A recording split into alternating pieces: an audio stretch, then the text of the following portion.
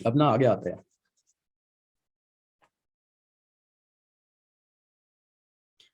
अब ना हमने क्या किया था, हमने वाटर साइंस की बात की थी।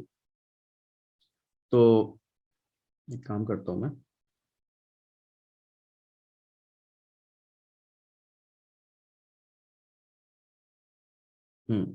तो हमने क्या किया था, हमने वाटर साइंस की बात की थी कि वाटर साइंस जो है या फिर मोक्ष त्रिकोण जो है वो 4, 8 और 12 है। 4th हाउस, 8th हाउस और 12th हाउस। ठीक है। इसमें हमने ये भी बात की थी कि कहीं ना कहीं जो साइंस है वो भी मतलब वाटर साइंस है कहीं ना कहीं। 4 कैंसर, स्कॉर्पियो और क्या नाम है, पाइसिस। तो कालपुरुष के हिसाब से हाउस वाइज और अदरवाइज हमने साइन वाइज भी बात की है। अब खास बात यहाँ पर ये आ जाती है कि तीनों वाटर साइंस में खास बात क्या है कि तीनों हीलिंग के साइंस है। तीनों साइंस है में डिफरेंस क्या है कि एक है रिवर यानी नदी, एक है तालाब यानी छोटा सा पॉन्ड या कुआं, और एक है समुद्र। ठीक है। तो यहाँ पर समझने वाली बात क्या आ जाती है कि ना इन तीनों में हीलिंग है। इन तीनों में हीलिंग कैसी है, इनकी तीनों की हीलिंग ऐसी है कि जैसे कि फॉर एग्जांपल अगर हम चौथे घर की हीलिंग माने तो चौथे घर ना तमस वाले एरिया में है, जैसे हमने पहले बात की थी। तो चौथा घर ऐसा है कि जहाँ पर आपको फील आ जाती है कि दूसरा बंदा परेशान है, दूसरा बंदा ठीक है, तो आपने बोला चल ठीक है मालिश कर देता हूँ, मैं ऐसे कर देता हूँ, हेल्प कर देता हूँ, बातें कर लेता हूँ। तो क्विक रेमेडी, क्विक बेनिफिट, आपका जल्दी से दूसरा बंदा हील हो जाता है, आपको कहीं ना कहीं दूसरे की केयरिंग हो जाती है। आठवें घर की केयरिंग कैसी है, आठवें घर की केयरिंग ऐसी है कि दूसरे पर्सन के लिए आप जब केयरिंग करते हो तो वहां पर ये रहता है कि चलो ठीक है मेरे इमोशंस कहीं ना कहीं डिस्टर्ब है या कहीं ना कहीं मैं डिस्टर्ब हूं, तो अपने इमोशंस को रीलिव करना, वापस जीना। और अपने छोटे से ही प्यार को, छोटे से ही मतलब खासकर यहाँ पर बात आती है छोटे से ही इमोशन को, वो आपको वापस उसको रीयूज करना, रिसाइकल करना। तो यहाँ पर क्या होता है कि इमोशंस की कमी होती है, लेकिन इमोशंस की कमी इस तरीके से होती है कि जैसे कि कोई दलदला दलदला पानी हो। तो तालाब के साथ क्या चक्कर है कि ऊपर पानी ठहरा हुआ है, इतना साफ नहीं है, और अगर गलती से आप नीचे चले जाओ तो नीचे धंसते रहते हो, नीचे भी दलदल दलदल है एक तरीके से। तो आप नीचे चले जाते हो, डिप्रेस होते रहते हो, और ऊपर आप आ नहीं पाते आराम से। लेकिन वहां पर आप अपने उसी समुद्र नदी के पानी के इमोशंस को जी रहे होते हो। जब नदी का पानी कहीं पर इकट्ठा हो जाता है तो वो स्टेल हो जाता है। और अल्टीमेटली क्या होता है कि सारी नदियां और तालाब जाके मिल जाते हैं समुद्र से जाके। तो समुद्र है सबसे बड़ा पानी, पूरा समुद्र है पानी से भरा हुआ, यानी इमोशंस का भरमार। इतना भरमार कि आप किसी के इमोशंस को रोकने की आपको जरूरत नहीं है आठवें घर की तरह। और बहते इमोशंस को भी, बहता इमोशंस की भी जरूरत नहीं है, बिकॉज वो कहीं ना कहीं आपको बोलता है कि तुमको जो चाहिए तुम ले लो। नदी के लिए हमेशा लड़ाई होती है कि कौन नदी का पानी लेगा, बिकॉज फ्रेश पानी है। लेकिन समुद्र की लड़ाई नहीं होती, समुद्र लेकिन खारा है, क्योंकि शनि है वहां पर, शनि कारक है बारहवें का। लेकिन समुद्र बोलता है मेरे पास जो भी है तुम ले लो, मैं सिर्फ देने के लिए आया हूँ। ठीक है। तो हीलिंग एनर्जी तीनों के अंदर है, चौथे के अंदर भी, आठवें के अंदर भी, 12वें के अंदर भी। चौथे के अंदर हीलिंग एनर्जी है जो क्विक है, उसी समय की है, एकदम से लोगों को हेल्प कर देती है, एकदम से लोगों को हील कर देती है। और कहीं ना कहीं वो प्रेजेंट मोमेंट की एनर्जी है, उसमें कोई इमोशन रोका नहीं जाता, छोड़ा नहीं जाता। जैसे एक माँ अपने बच्चे का पूछती है कि खाना खा लिया। अब बच्चे ने अगर बोला खाना नहीं खाया, तो माँ पीछे नहीं पड़ती, हाँ ठीक है खा लेना खा लेना, मतलब एक ही दिन की बात होती है वो। और केयर उस टाइप की रहती है मदर और चाइल्ड के बीच में। लेकिन आठवें घर की एनर्जी अलग है, आठवें घर की एनर्जी भी हीलिंग है, लेकिन इस तरीके की एनर्जी है कि मतलब खाना खा लिया, क्यों नहीं खाया, अभी खाओ, और तुम नहीं खाओगे तो मैं भी नहीं खाऊंगी। तो दूसरे के लिए अपने आप को सेक्रीफाइस करना, वो आठवें घर की एनर्जी है। साथ ही साथ वहां पर यह आ जाता है कि जो स्कैर्सिटी क्रिएट होती है कि मतलब तुमने 2 दिन से नहीं खाया, 3 दिन से नहीं खाया, 4 दिन से नहीं खाया, वो आठवें घर की एनर्जी है। और 12वें घर में वो सुकून है कि जहां पर भी तुम हो, मदर बोलती है कि खाने का सामान तुम्हारे पास है, अच्छा खाना मिल रहा है तो कोई बात नहीं। इधर चीज ये आ जाती है कि साथ साथ कि मदर जो है उसकी केयर का स्टाइल बदल जाता है।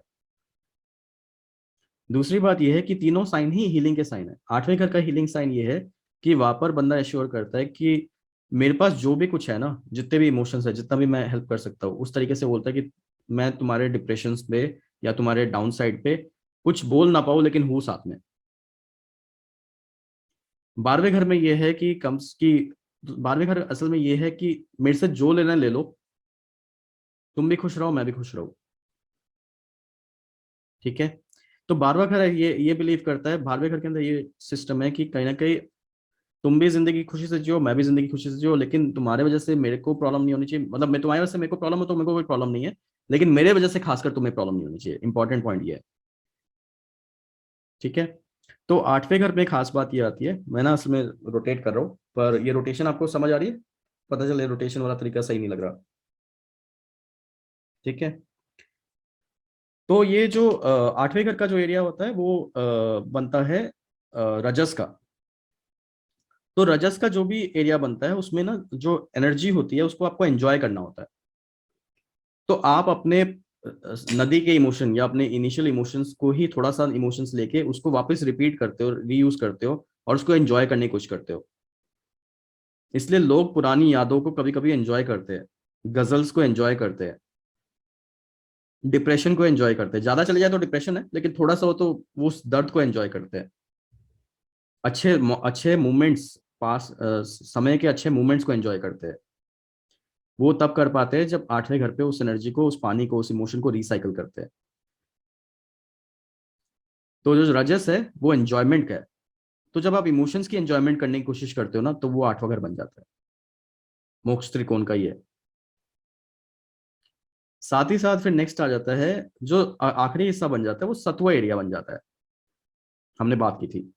तो सत्व में अपनी एंजॉयमेंट पे ध्यान नहीं है, क्योंकि 8वें घर पे अपनी एंजॉयमेंट पे ध्यान है। आपको ये रहता है कि उस बंदे ने मेरे को चीट क्यों किया, या वो बंदा मेरी लाइफ से क्यों चला गया। तो उसकी वजह से क्या है कि आपके मन में ये रहता है कि मतलब मुझे वो चीज चाहिए, या मेरे पास वो चीज होनी चाहिए थी। तो कहीं ना कहीं क्या होता है कि आपके 8वें घर पे आप ये नहीं चाहते कि वो चीज आपके हाथ से छूट जाए, बिकॉज 8वां घर छोड़ नहीं सकता। 8वां घर क्यों नहीं छोड़ सकता? बिकॉज वो अपने बारे में सोच रहा है। तो रजस में ना, तब रजस में आप अपने बारे में ही सोचते हो, तमस में सबसे ज्यादा अपने बारे में सोचते हो, रजस में उसमें उससे थोड़ा कम अपने बारे में सोचते हो, और सत्व में अपने बारे में एक तरीके से सोचते ही नहीं हो, दूसरे के बारे में सोचते हो। तो 8वें घर पे जो इमोशंस होते हैं वो तब भी अपने बारे में सोच रहा होता है, लेकिन इस तरीके से सोच रहा होता है कि मैं भी एंजॉय करूं, तुम भी एंजॉय करो, दोनों एंजॉय करते हैं ना, क्या प्रॉब्लम है? 12वें घर में ये है कि तुम एंजॉय करो, मैं एंजॉय करूं ना करूं, देख लिया जाएगा। लेकिन 12वें घर में ये विश्वास है कि तुम एंजॉय करोगे तो मैं भी एंजॉय कर लूंगा। 8वें घर में ये है कि तुम एंजॉय करोगे तो मैं एंजॉय नहीं करूंगा। चौथे घर पे ये है कि कहीं ना कहीं हम दोनों एंजॉय करते हैं, बस ये आज की जिंदगी है, एंजॉय करके खत्म करते हैं। क्योंकि तमस है प्रेजेंट मोमेंट, आज ही खेलते हैं, आज ही खत्म करते हैं। हमने अलग अलग बात की थी ना। साथ ही साथ इसमें क्या बन जाता है कि जो आखिरी फिर बनता है, जो सत्व बनता है, सत्व में ये होता है कि तुम्हारी खुशी में मेरी खुशी बनती है। 8वें में ये है कि तुम्हारी खुशी में मैं अपने आप को कुर्बान कर दूंगा। चौथे में ये है कि हम दोनों ही खुश रहे, ऐसा कुछ करते हैं। ठीक है।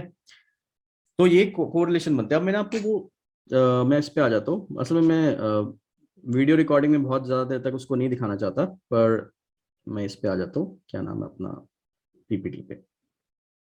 अब आप इसको, वीडियो को, इसको देख के बताओ कि आपको क्या समझ आया इस चौथे, 8वें और 12वें के को ध्यान में रखते हुए, जो मैंने चीजें बताई।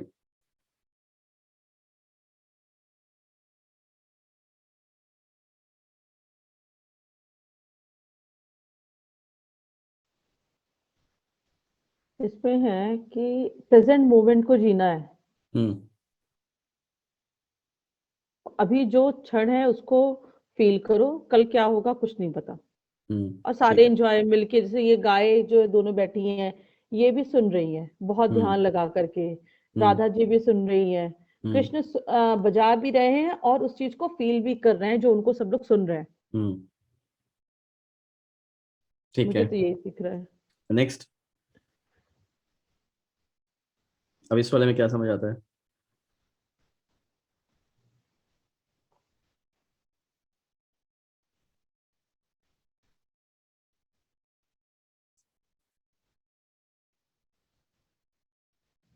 मैं बताऊं या कोई और बताएगा? और बता दो आप, बाकी भी ट्राई कर लीजिए।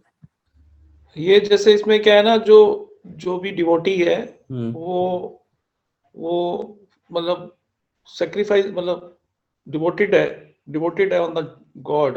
और हम्म। वो जैसे, और शायद फूल फूल प्रेजेंट कर रही है साथ में। हम्म। और अपनी जो दिल की इच्छा है वो भी उसको प्रेजेंट कर रही है, मतलब हम्म। अपने भगवान के ऊपर। और वो जैसे एक और एक है आपस में एक दूसरे को वो इंडिविजुअली कंसंट्रेट करते हुए उसको अपनी बात बता रही है। हाँ ये अच्छा बोला, ये बात सही है, ये पॉइंट है यहाँ और पर। और वो सामने वाला भी ध्यान से सुन रहा है उसकी बात। हम्म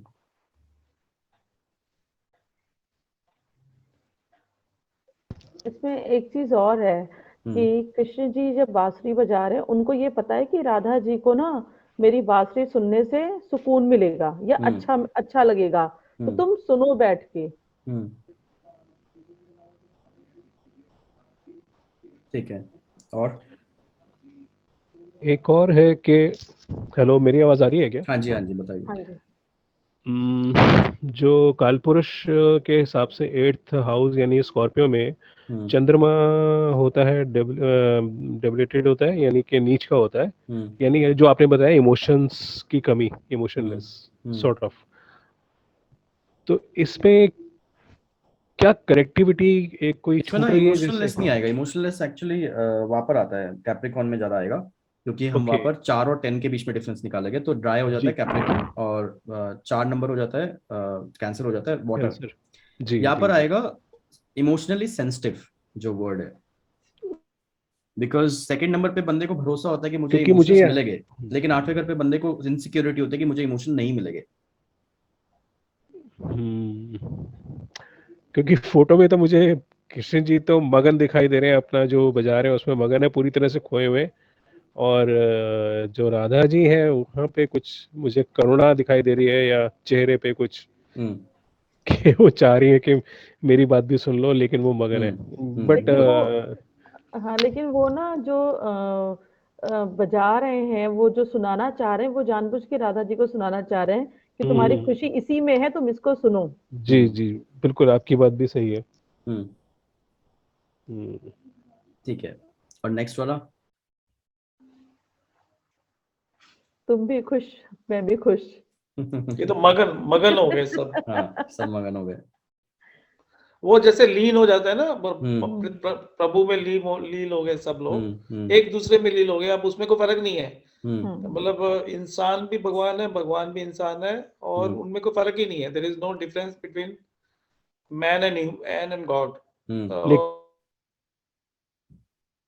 देखेंगे इमोशनली अगर देखा जाए, यानी कि किसी व्यक्ति विशेष से कनेक्शन नहीं है, सबसे कनेक्शन कुछ इमोशनली। और हर किसी का ध्यान रखना, जैसे अब इतनी सारी गोपियों के लिए हम्म कृष्ण जी ने सबके लिए रूप हाँ, जो रूप ध्यान वर्ड है बनाया वो 12th है हाउस ना, के लिए तो ध्यान, उन्होंने बिल्कुल सबका ध्यान रखा कि कोई अकेला न रह जाए, केयरिंग, हाँ, और ऑल आर सबको हैप्पी। इमोशनली उतनी केयरिंग। खुशी मिले। हाँ, सबको उतनी खुशी मिले जितनी एक को मिल रही हॉस्पिटल है। भी होता है ना। हाँ, समुंदर जैसे, हॉस्पिटल समुंदर जस्ट और समुद्र। हॉस्पिटैलिटी भी कह सकते हैं सबके लिए, हाँ, टुवर्ड्स एवरीवन।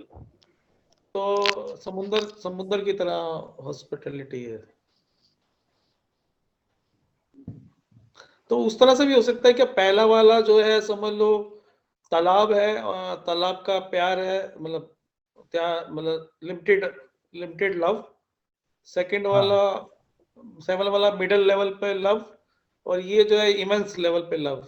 हम्म पहला वाला जो है एक अपनी ही छोटी सी दुनिया में ही मगन, दो हम्म चार लोग हाँ, मिलके अपनी छोटी सी दुनिया में मगन, जो एक बच्चे हम्म की होती है। दायरा बहुत बड़ा नहीं होता है, लेकिन छोटा सा होता है। हम्म और 8वां जो हो गया वो बिल्कुल एक मैच्योरिटी आ चुकी है, और बात, सॉरी, उसमें थोड़ी श्रृंगार रस का पूरा स्ट्रिक्टनेस, उसमें इन थोड़ी सी डेप्थ। स्ट्रिक्टनेस है। हाँ, उसमें श्रृंगार रस की पूरी उसमें डेप्थ हाँ, हम्म है हम्म वो पूरा पूरी दुनिया के साथ में इमोशन, यानी अपनी सराउंडिंग्स चारों तरफ हम्म कनेक्शन। कनेक्शन, जी। ठीक है। अभी ना मैं इसलिए पूछ रहा था क्योंकि मेरे को ये जानना था कि कैसे आप कैच कर रहे हो एनर्जीज को। अभी आप जिस तरीके से एनर्जीज को कैच कर रहे हो, तो हम, क्योंकि मेरे को आपको बाद में स्पिरिचुअल एस्ट्रोलॉजी बतानी है, तो स्पिरिचुअल एस्ट्रोलॉजी के लिए ना आपको वो एनर्जी को फील करना है अच्छे से, मतलब उस लेवल पे जाना है, क्योंकि मोक्ष त्रिकोण ही आपको स्पिरिचुअल एस्ट्रोलॉजी की तरफ लेके जाएगा। सो उस तरफ फील कराएगा अच्छे से। ठीक है, चलो मैं आपको इसका बता देता हूँ।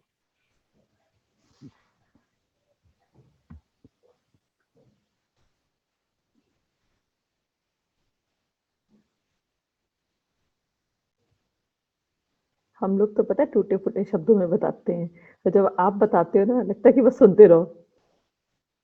अभी मेन चीज ये है कि ज्योतिष को भी एंजॉय करना है, भगवान को भी एंजॉय करना है, हर चीज को एंजॉय करना है, वो अपने आप आता रहेगा। क्योंकि क्या है कि आपकी बोली दुनिया की बोली से अलग होनी चाहिए, बस मेन पॉइंट ये है। अगर इस चीज पे डूब गए और सच्चाई से डूबे तो वो हो जाएगी, डरने की कोई जरूरत नहीं है। पैसा कमाना अगर मोटिव रहेगा तो ज्योतिष एग्जैक्टली मतलब मैं कहूँगा कि मेरे थ्रू बेनिफिट ज्यादा नहीं मिल पाएगा। हाँ, साइकोलॉजिस्ट की तरह मिल जाएगा, आप लोगों को आइडेंटिफाई कर पाओगे, पैसे अपने आप आ जाएंगे, पैसे का चक्कर नहीं है। वैसे भी क्या, लग्जरी वाला हाउस अगर एक्टिवेट करोगे तो लग्जरी आएगी ना। अच्छा ठीक है, मैं बताता हूँ।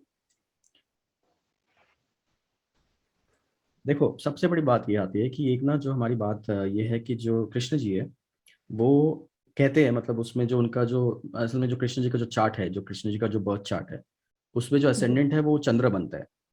हम्म। तो चंद्र जब असेंडेंट बन रहा है तो वाटर एलिमेंट तो हो ही गया।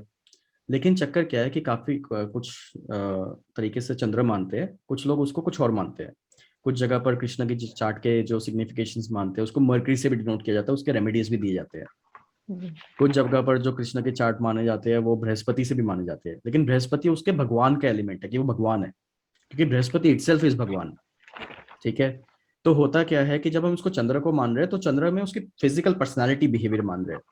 जब उनके बैक साइड जो थॉट प्रोसेस है या फिर जो उनका सिनेरियो है कि मतलब वो एक भगवान है और भगवान वाली सोच है, विजडम है उनके पास, नॉलेज है, तो वो उस एंगल में आप उनको देखना, आपको श्री कृष्ण को अलग अलग एंगल में देखना कि कौन सा ग्रह है। बिकॉज काफी बार रेमेडीज में क्या होगा, आप श्री कृष्ण की लाइफ की कोई फोटो ही बोलोगे कि आपके घर पे इस जगह पर श्री कृष्ण के ये वाले रूप की फोटो लगी हुई है, वो आप बता ही तब पाओगे जब आपका ये कोरिलेशंस बन जाएगा कि श्री कृष्ण को भी हम अलग अलग रूप में देख पाए या किसी भगवान को अलग रूप में देख पाए। और श्री कृष्ण के साथ क्या है कि उनकी स्टोरीज काफी अच्छे से वर्ल्ड में नोटिस्ड है, उनकी उनकी पिक्चर्स भी काफी है, सोच भी काफी है, फीलिंग भी काफी है। तो ध्यान देने वाली बात है कि काफी बार एक जगह पर मैंने एक पिक्चर देखी थी जिसमें क्या था कि राधे बैठी हुई थी और श्री कृष्ण जो है उनकी उसके उनके गोदी में सिर लगा के बैठे हुए थे, ऐसा कुछ था। और थोड़ा रोमांटिक पिक्चर थी। और मुझे वो पिक्चर देख के हल्का सा अजीब लगा, बिकॉज मुझे ये लगा कि देखो भगवान की पिक्चर आप बना रहे हो और ऐसा पिक्चर कोई क्यों बनाएगा, बिकॉज नॉर्मली बंदा थोड़ा घबराते हैं कि भगवान की पिक्चर के साथ एक्सपेरिमेंट करने में। लेकिन श्री कृष्ण और गोपी के साथ तो, श्री कृष्ण और राधे के साथ तो कोई एक्सपेरिमेंट नहीं करते। तो राधे और श्री कृष्ण की फोटो ऐसे कैसी रही कि थोड़ा लेटे हुए है, जैसे श्री कृष्ण लेटे हुए और राधे उनके ऊपर लेटी हुई है, समथिंग कुछ था ऐसा, पेड़ के नीचे, यमुना के साइड में, एज जो उनका नॉर्मल पिक्चराइजेशन होता है। पर पॉइंट ये है कि पिक्चर बना कौन रहा है, हम लोग बना रहे हैं, हम अपने चार्ट से बना रहे हैं, हमारे चार्ट में जो फीलिंग है, जिस नजरिए से हम भगवान को देखते हैं, हम उस नजरिए से पिक्चर बना रहे हैं। तो आपको राधे कृष्ण की हर एक रूप में पिक्चर दिख जाएगी। और खास बात यह है कि उनकी जो खास पेंटिंग्स होगी, राधे कृष्ण की जो पेंटिंग अलग रूप में आपको मिलेगी, उसमें उस बंदे के, उस डिजाइनर के, उस पेंटर की फीलिंग्स है, उस पेंटर की इमेजिनेशन है। और पेंटर तो इंसान ही है, तो हमें इंसानों की इमेजिनेशंस की वैरायटी मिल जाएगी। तो आप अल्टीमेटली राधे कृष्ण की पिक्चर से बृहस्पति को भी ला पा रहे हो और उस पर्सनालिटी को भी लेके आ पा रहे हो, जो पर्सनालिटी उस बंदे की है जिस बंदे को आप रेमेडी देना चाहते हो। क्योंकि जब तक सबसे बड़ी एक चक्कर ये होता है कि अगर आप कभी उपाय देते हो ना, अगर उस बंदे का उस भगवान पे विश्वास नहीं है तो उपाय को वो नलीफाई कर सकता है। तो पहला काम करना है कि उसके हाथ में उपाय ऐसा पकड़ाना है जिससे वो उंगली पकड़ ले। उंगली पकड़ लेगा तो हाथ तो पूरा बाद में भगवान पकड़ ही लेंगे उसका। अब नारद मुनि जी ने मरा मरा मंत्र दिया वाल्मीकि जी को, तो वो राम राम सीता बोल सकते थे ना, मरा मरा क्यों बोला? इतने बड़े ज्ञानी संत रहे और भगवान के दूत रहे, तो वो ऐसी गलती तो नहीं कर सकते ना। तो उन्होंने बोला कि तुम उंगली पकड़ लो, भगवान हाथ तो पकड़ ही लेंगे। ठीक है। तो पॉइंट ये आता है कि यहाँ पर ना चौथे घर पे क्या है कि वो फीलिंग है। पहली बात, चौथे घर पे वो फीलिंग है कि राधे कृष्ण साथ में है और अपना प्रेजेंट मोमेंट, अपना नॉर्मल टाइम एंजॉय कर रहे हैं, कि हाँ यमुना पार में हम बैठे हैं और मतलब फील कर रहे हैं और हर रोज मिल सकते हैं। There is no problem in meeting every day. हम हर रोज मिल सकते हैं, आराम से मिल सकते हैं, एक दूसरे को सुकून के कुछ पल दे सकते हैं, एक दूसरे का ख्याल रख सकते हैं। और सबसे बड़ी बात ये आती है कि राधे कृष्ण के रिलेशन में फिजिकल फैक्टर नहीं है। राधे कृष्ण के रिलेशन में सिर्फ एक सुकून, एक कंफर्ट और एक सिर्फ नर्चरिंग और एक सिर्फ प्यार है, क्योंकि वहां पर वो प्रूव करना चाहते हैं कि हमारा प्यार डिवाइन है, हमारा प्यार अलौकिक है, अलग लेवल का है। तो जब हर रोज मिल पा रहे हैं, हर रोज चीजें चल पा रही है, तो नॉर्मल लाइफ चल रही है, नॉर्मल फीलिंग चल रही है, तो जब हर रोज फीलिंग को एंजॉय कर सकते हैं तो चौथा घर है। तो हम जब अपनी लाइफ में हर रोज अपनी फीलिंग्स को एक पर्सन से रेगुलरली मिल के एंजॉय कर पाते हैं, वो चौथा घर है। जब हमें चीजें सही टाइम पे मिल जाती है और अच्छी चीजें मिल जाती है, तो वो चौथा घर बन जाता है। जब वही फीलिंग की कटौती हो जाती है या वो पर्टिकुलर फीलिंग हमें मिल नहीं पाती, तो वो आठवां घर बन जाता है। तो वो पर्टिकुलर फीलिंग हो गया, वो पर्टिकुलर इमोशंस हो गए, तो हमें वो इमोशंस नहीं मिल पाते, तो वो आठवां घर बन जाता है। जो मैंने पहली पिक्चर दिखाई आपको राधे कृष्ण की, उसमें वो क्या था कि राधे कृष्ण बैठे हुए हर रोज मिल सकते हैं, नदी नदी के पार बैठे हुए, और अपना डेली टाइम एंजॉय कर रहे हैं। साथ ही साथ दूसरे पशु पक्षी भी आए हुए हैं वहां पर, गाय आई हुई है। अब गाय वहां पर क्यों दिखाई है, चौथे घर पे ही गाय क्यों है? राधे कृष्ण ही क्यों गाय को प्रमोट कर रहे हैं? या कृष्ण ही क्यों गाय, कृष्ण को गैया चराने वाला क्यों बनाया? उनका स्टोरी लाइन ऐसा क्यों रहा? उनका जन्म में कुछ और भी तो हो सकता था। हर एक भगवान के जन्म में जो हम फोटो पे देखते हैं, पेंटिंग में देखते हैं या माइथोलॉजी में पढ़ते हैं, तो वैसा ही क्यों है? क्योंकि क्या है उस, ये बात है कि जो कृष्ण जी है, क्योंकि वो मून डोमिनेटेड पर्सन रहे उनके चार्ट के हिसाब से, एग्जॉल्टेड मून का, जिसका मूल त्रिकोण कैंसर साइन है। तो कैंसर में जो सबसे ज्यादा पुण्य और सबसे ज्यादा स्ट्रॉन्गेस्ट नक्षत्र होता है वो होता है पुष्य नक्षत्र। और पुष्य नक्षत्र का जो सिंबोलिज्म होता है वो है अडर। अडर मतलब गाय का स्तन। तो उन्होंने उस चीज को प्रमोट किया है, तो अगर वो चीज की कोरिलेशन आती है तो वो चीज बनेगा ना। दूसरा हमने बात किया था कि सारे वाटर साइन में शनि का योग है, शनि का रोल है, लेकिन शनि की स्पिरिचुअल एनर्जी है, मोक्ष की एनर्जी है। ड्राई ग्रह के अंदर पानी आ गया, तो वो इमोशंस को मूव नहीं कर पाते, इमोशंस को उनको फील करना पड़ता है, इमोशंस से ना जाना पड़ता है। अब जब दूसरी मैंने जो फोटो दिखाई थी आपको, उसमें क्या था, और यहाँ पर पूरा नर्चरिंग है, मतलब अगर हम देखें चौथे घर का, या फिर हम चौथे घर का जो कृष्ण की फोटो मैंने दिखाई, उसमें पूरी फुल ऑन नर्चरिंग है। मक्खन भी उनको मिल रहा है, राधे भी उनको मिल रही है, गाय भी उनको मिल रही है, खाने पीने को पूरा भरमार है। अमीरी तो नहीं दिखाई ना, इमोशंस दिखाए, हर चीज के इमोशंस दिखाए, हर चीज की फीलिंग दिखाई। इवन बांसुरी के अंदर जो धुन है उसकी फीलिंग दिखाई, और बांसुरी के वजह से जो लोगों को, मासेस को अट्रैक्ट कर पाए, वो चीज दिखाया। अब उसके बाद जो दूसरी फोटो दिखाई थी, उसमें खास बात ये थी, अच्छा हाँ, पहले वाली फोटो में, चौथे घर के फोटो में खास बात ये है कि कृष्ण राधे के भी उस समय, दूसरे लोगों के भी उस समय, अपने दोस्तों से भी समय स्पेंड कर रहे हैं, राधे के साथ भी स्पेंड कर रहे हैं। कोई प्रॉब्लम थोड़ी ना है, कभी भी किसी से मिल सकते हैं, स्पेंड दोनों के साथ टाइम स्पेंड कर रहे होते हैं, कोई प्रॉब्लम है ही नहीं। और राधे को भी कोई प्रॉब्लम नहीं थी कि सबसे मिलो, कोई प्रॉब्लम नहीं मुझे। आठवें घर के साथ केस अलग हो गया था। आठवें घर की जो मैंने आपको पिक्चराइजेशन दिखाई है, उसमें राधे ने एक कमल का फूल लेके रखा हुआ है हाथ में, और वो नीचे की तरफ है और कृष्ण को बोल रही है, दिखा रही है, और कृष्ण अपनी दुनिया में मगन है। और वो सेक्लूडेड प्लेस लग रही है, मतलब वो फोटोग्राफ में कोई अलग जगह, कॉर्नर स्पेस, आसपास कुछ नहीं दिखा रहा, फोकस दिख रहा है। तो वहां पर खास बात ये रही है कि जो एक नक्षत्र बनता है आठवें घर का, नहीं स्कॉर्पियो साइन का, तो पहले जैसे था कैंसर साइन का, तो ये स्कॉर्पियो साइन का एक नक्षत्र बनता है, वो है अनुराधा नक्षत्र। अनुराधा नक्षत्र का सिंबलिज्म ही लोटस है। और सबसे बड़ी बात, अनुराधा नक्षत्र के सिंबलिज्म, वो अनु एंड राधा है, वो राधे का नक्षत्र है, राधे की कहानी है उसमें। तो जब कोई पर्सन या राधे कृष्ण के लिए, या मीराबाई कृष्ण के लिए डिवोटेड हो गई, डिवोशन पे चले गए, तो वो ये नक्षत्र, वो ये वाला सिंबलिज्म बन जाता है आठवें घर का, जहां पर वो ये कहते हैं कि मेरी जिंदगी में जो है तुम ले लो, लेकिन तुम मेरे साथ रहो। तो यहाँ पर ना पोजेसिवनेस आ जाती है, यहाँ पर उस स्कैरसिटी ऑफ पानी की होल्ड आ जाती है कि मेरे पास तो इतना सा ही पानी है, इतने ही इमोशन है, उतने तो मेरे पास रहने दो। तो जब कृष्ण गए थे तो गोपियां इसी बात को कह रही थी कि तुम इतना तो मेरे पास रहने दो, इसको तो लेके मत जाओ।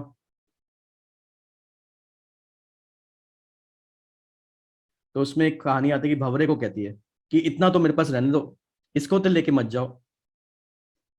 तो वो जो सूक्ष्म इमोशन है उसको होल्ड करना चाहते हैं और एक ही चीज कहते हैं कि मेरी तरफ से सब कुछ ले लो, तुम मेरी जिंदगी में वापस आ जाओ।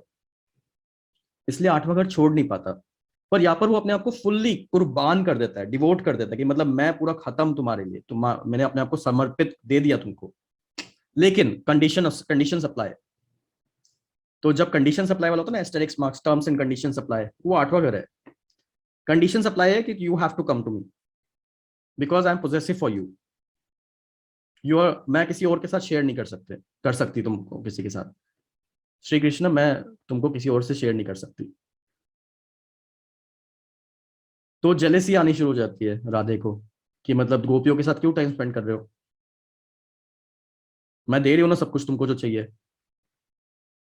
फुल ऑन डिवोटेड किया अपने आप को, अपनी पर्सनालिटी को खत्म कर दिया तुम्हारे लिए। मैं कुछ हुई नहीं, सिर्फ तुम ही तुम हो, लेकिन मुझे तुम चाहिए, किसी और के साथ शेयर नहीं करूंगी। तो वो वाटर साइन का, मोक्ष त्रिकोण का, वाटर एलिमेंट का खासकर 8वें घर की एनर्जी है।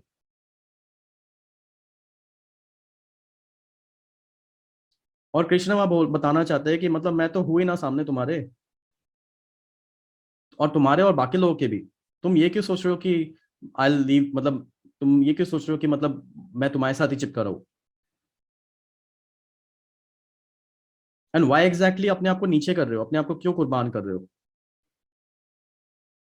ये क्यों नहीं समझते कि अर्धनारेश्वर होता है। इस चीज को क्यों नहीं समझते कि एक हाफ फीमेल है हाफ मेल है। उस चीज को क्यों नहीं समझ पाते। अलग अलग क्यों है हम लोग। तो 8वें घर में ना अलग अलग बाइफोर्केशन समझी जाती है कि मतलब मैं अलग हूं, आप अलग हो, मुझे आप चाहिए हो। राधे कहती है, मीराबाई कहती है, मुझे आप चाहिए, मुझे चाहिए हो आप, और आप अलग हो और मैं अलग हूं।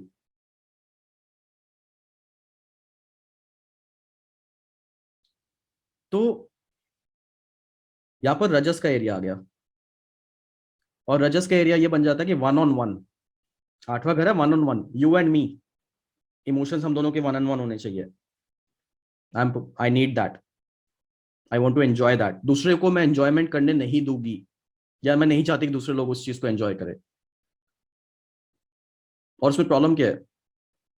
7वां घर क्या है, you and me and my partner, I want to enjoy you, you want to enjoy me. हम दोनों ही एक दूसरे के लिए, दूसरों को हम नहीं लाने देंगे इसके अंदर। चौथा घर क्या है, सॉरी छठवां घर क्या है। छठवां घर क्या है, माई कॉम्पिटिशन विद यू। मेरे को एक खिलौना चाहिए था, मेरी जिद है, और मुझे वो खिलौना क्यों नहीं मिला। उस पर्सन के पास है, उसने वो अचीव किया तो मैं भी वो अचीव करूँ। उसके पास उसके 80 मार्क्स आए हैं, मैं 85 लेके आऊंगा। उसके 90% आए हैं, मैं 95% लेके आऊंगा। उसके पास है तो मैं कहने क्यों नहीं कर सकती, मेरे को करना है वो। अब राधे के स्टाइल में बोल रहा था, मेरे को करना है वो। पांचवा घर क्या है कि मुझे राजा बनना है, मी एंड अदर। मेरे को दूसरा राजा नहीं चाहिए अपने साथ। I want to deal accordingly. रजस का अपनी तरफ आता है एंजॉयमेंट का, तमस का अपनी तरफ आता है। तमस का भी वही है, तमस का सबसे हाईएस्ट ऑफ सेल्फिशनेस है। रजस का सेकंड लेवल पे, मिडिल लेवल पे सेल्फिशनेस है। लोएस्ट सेल्फिशनेस जो है वो सत्व का है। तो फाइनली क्या होता है, जो लास्ट फोटो हमने दिखाई है उसमें क्या है, श्री कृष्ण रासलीला कर रहे हैं खुले खुले में। अब आप जो दूसरी फोटो देखी थी वो क्लोज्ड एंड प्लेस है, छोटी जगह पर, यू एंड मी। खुले में नहीं कर रहे। और राधे उनसे रिक्वेस्ट कर रही है कि मैं अपने आप को कुर्बान कर देती हूँ आप पे, मुझे आप चाहिए हो, मैं शेयर नहीं कर सकती। सत्व में क्या होता है अल्टीमेटली 12वें घर की एनर्जी में, जब कृष्ण जो है वो रासलीला कर रहे हैं, तो वाकई सच्चाई ये है कि वो एक ऐसा इमोशन है कि भगवान और इंसान, सॉरी भगवान और राधे रासलीला कर रही है। तो एक तरफ बृहस्पति और एक तरफ शुक्र है, तो शुक्र और बृहस्पति का डांस है। रात का समय, कारक शनि है 12वें घर का।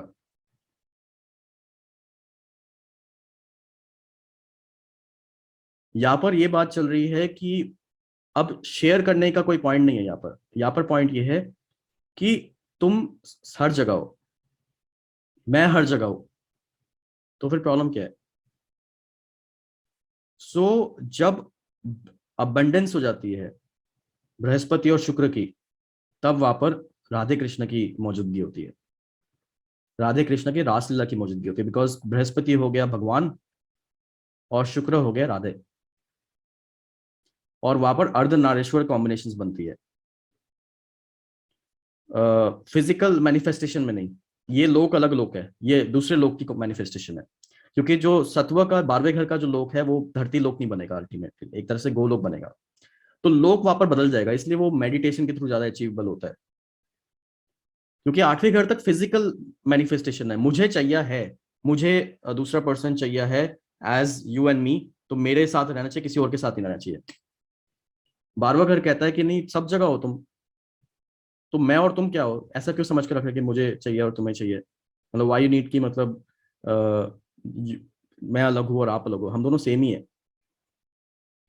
तो वहां पर शेयरिंग शुरू हो गया, वहां पर ये हो गया कि तुम किसी के साथ, राधे और कृष्ण का सिचुएशन वहां पर ये है कि भगवान और मतलब भगवान और शुक्र, यानी जुपिटर और शुक्र का कोरिलेशन है वहां पर, और इसलिए सबसे एक्सॉल्टेड स्पेस एरिया बन जाता है, जहां पर वीनस एक्सॉल्ट हो जाता है, सबसे खुशी का एरिया, सबसे ज्यादा एंजॉयमेंट का एरिया, और उसके अंदर फिजिकलिटी नहीं आती। क्यों फिजिकलिटी नहीं आती? बिकॉज सत्व एरियाज स्पिरिचुअल लोग बन जाते हैं, हम जो जीते मरते हैं वो 1 से 8 के बीच में है, फिजिकल मैनिफेस्टेशन हमारी 1 से 8 के बीच में है, उसके बाद स्पिरिचुअल मैनिफेस्टेशन है। और वहां पर ये हो जाता है कि मुझे विश्वास है, मुझे पता है कि आप जहां पर भी हो मेरे हो। 8वें घर पे विश्वास की कमी होती है, ये लगता है कि मेरे नहीं हो तो किसी और के हो गए, बाइफर्केशंस हो गए। लेकिन 12वां घर ये है कि इतना घुल जाओ मेरे में और मैं इतना घुल जाऊँ आप में कि मेरे और आप में कोई फर्क ही ना रहे। तो 12वें घर में लोगों के बीच में फर्क बंद हो जाता है, इसलिए अपने को पैसा दिया या किसी और को पैसा दिया एक ही बात है। इसलिए 12वें घर का जो खर्चा है वो खर्चा नहीं है, वो एक टाइप से बिलीफ है कि हम सब तो एक ही है, कोई नहीं ले लो। तो मेरे अंदर भी भगवान है, आपके अंदर भी भगवान है, सबके अंदर भगवान है, वो 12वें घर का राधे कृष्ण की रासलीला है। और सबसे बड़ी बात है, वहां पर डाउट नहीं है राधे को कि मैं आपसे अलग हूं, वहां पर ये पता है कि आप मेरे हो, और बाकी गोपियों को भी पता है कि आप मेरे हो। तो इसलिए वहां पे बाइफोकेशंस नहीं है, बिकॉज समुद्र के अंदर कमी नहीं है पानी की, जितने इमोशंस लेने ले लो।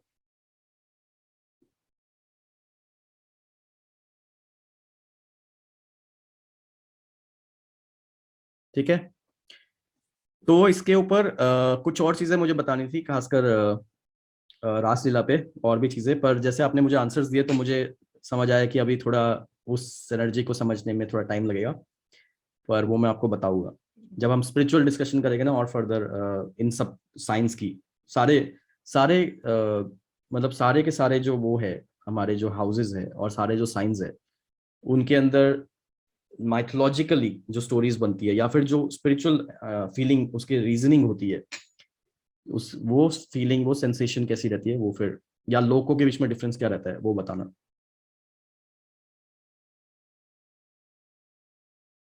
समझ आ रहा है कि मैं ऊपर से जा रहा हूँ?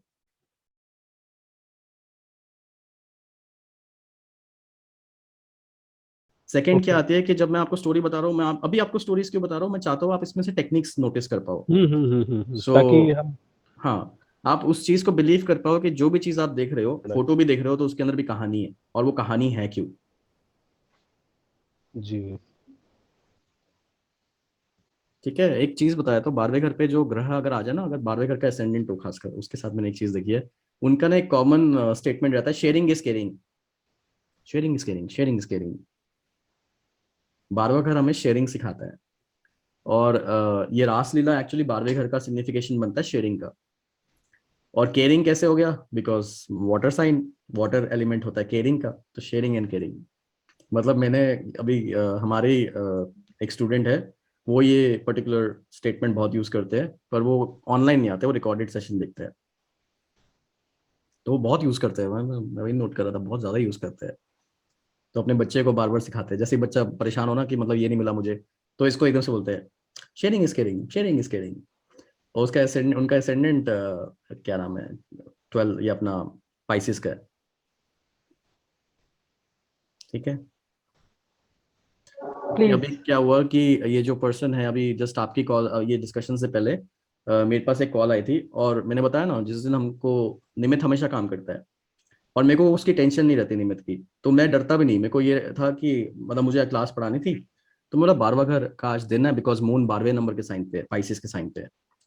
तो मुझे पता था कोई ना कोई मेरे से क्वेश्चन पूछेगा ये वाला, तो मेरे से क्वेश्चन पूछ लिया कि अच्छा मून, मतलब ये क्वेश्चन पूछा कि 12वें घर के इमोशंस कैसे होते हैं, क्योंकि उसको चौथे घर के और 8वें घर के इमोशंस तो समझ आ गए, 12वें घर के इमोशंस नहीं पता चले, तो उन्होंने पूछा कि 12वें घर के इमोशंस कैसे होते हैं। तो फिर मैंने 12वें घर का इमोशन एक्सप्रेस करना शुरू कर दिया, जस्ट 8 बजे से 9 बजे के बीच में। तो पौने 9 बजने में 5 मिनट पहले उस पर्सन ने फोन डिस्कनेक्ट कर दिया कि अच्छा ठीक है, मैं चलते हैं, टाटा बाय बाय, और 5 मिनट बाद हमारी क्लास थी। सो 12वें घर का इमोशंस को राधे कृष्णा की रासलीला से मैंने उसको एक्सप्लेन किया था, and because she is an astrologer, तो वो एक्सप्लेनेशन उस लेवल तक चली गई थी। तो आप अपनी एनर्जी को हाइटन करो, फील करो, पूजा पाठ करो, और एक्सेप्ट करो कि भगवान होते हैं और हर जगह होते हैं और हर जगह दिखने शुरू होते हैं, दिखते हैं। तो जब आपको हर जगह दिखना शुरू हो जाएगा, भागवत आप पढ़ोगे, भागवत सुनोगे, उससे ज्यादा फर्क पड़ेगा। सो आप चीजों को डिकोड कर पाओगे, ठीक है। मतलब and don't go by fix, मतलब मेरा चक्कर ये है कि मैं आपको फिक्स रूल्स नहीं बताता, मैं आपको अभी आपको लेयर रूल बता रहा हूँ। लेयर रूल की खास बात क्या है कि आप ना उसके कॉन्सेप्ट्स के मीनिंग को समझ जाओगे और डिकोड कर पाओगे, बेसिक्स आपके अंदर घुस जाएंगे। उसके बाद तो उसके रिफाइनमेंट के लिए तो फिक्स जाना ही है, बिकॉज आप प्रिसीजन के लिए तो आपको फिक्स जाना ही पड़ेगा। आपको इतना लेजर प्रिसीजन होना चाहिए, जैसे मैंने किसी को बोला कि आपने आज अपने नाखून काटे हैं, तो मेरे को भी बाद में लगा कि मैं नाखून बता रहा हूँ, किसी ने आज अपने नाखून काटे हैं, और मेरी डायरेक्ट स्टेटमेंट थी, वो सही प्रिडिक्शन निकला। तो उतने लेजर प्रिसिजन निकलने चाहिए, और मेरे को इंटरेस्ट है उस टाइप की प्रिडिक्शन में। तो एनर्जी को रिलेट करो, स्ट्रांग करो, और फिर इस लेवल तक जाओ कि आप डिकोड कर पाओ। लेवल की कोई कमी नहीं है इस पर्टिकुलर दुनिया में।